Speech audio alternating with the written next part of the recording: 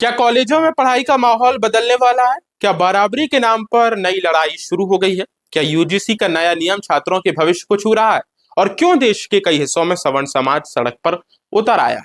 जनवरी 2026 में लागू हुआ ऐसा कौन सा नियम है जिसने शिक्षा और राजनीति दोनों को गरमा दिया है? आइए पूरी तस्वीर आसान भाषा में समझते हैं। नमस्कार, मैं आदर्श पांडे और आप देखना शुरू कर चुके हैं द लपेटा। आज बात उस फैसले की जो सीधे सीधे देश के युवाओं और कैंपस कल्चर से जुड़ा है।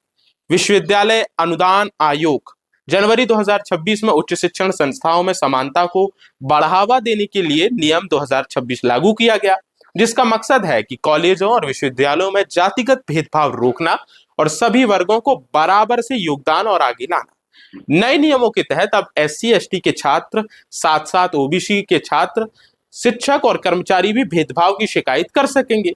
हर संस्थान में समान अवसर केंद्र और एक इक्विटी कमेटी बनाना अनिवार्य है, जिसमें महिला, दिव्यांग, आरक्षित वर्ग के प्रतिनिधि शामिल होंगे।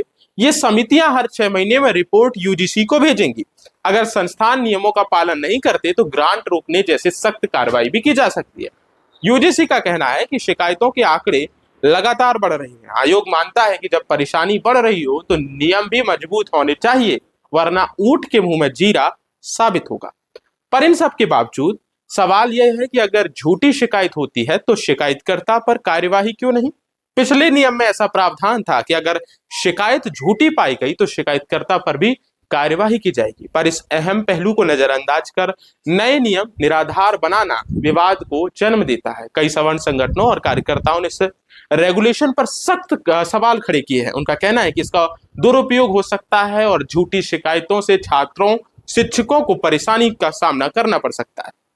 यूपी के यति नरसिंहागिरी के विरोध में राजस्थान में बने मंचों ने बहस को तेज कर दिया है। सोशल मीडिया पर इसे लेकर तीखी नोकझोंक चल रही है। विरोधियों का तर्क है कि व्यवस्था ऐसी होनी चाहिए कि जहां जांच निष्पक्ष हो, किसी के साथ अन्याय ना हो, क्योंकि दूध का जला छाछ भी फूक फूक पर पीता है। अब सवाल असली है कि क्या ये नियम कैंपस में बराबरी का और भरोसा बढ़ाएंगे या फिर नए विवाद को खड़ा करेंगे? जानकारों का मानना है कि संतुलन सबसे जरूरी है। भेदभाव के शिकार लोगों को मजबूत सुरक्षा मिले, लेकिन निर्दोष पर आंच ना आए, तभी शिक्षा का मकसद पूरा होगा। समाज को जोड़ना, तोड़ना नहीं। आप क्या सोचते हैं? क्या UGC के ये नियम सही दिशा में है, कदम सही है, या इनमें बदलाव की जरूरत है? कमेंट में अपनी राय जरूर लिखिए। वीडियो शेयर कीजिए ताकि ऐसे ही जमीनी मुद्दे लपेटा पर सीधे हम आप तक ला सकें।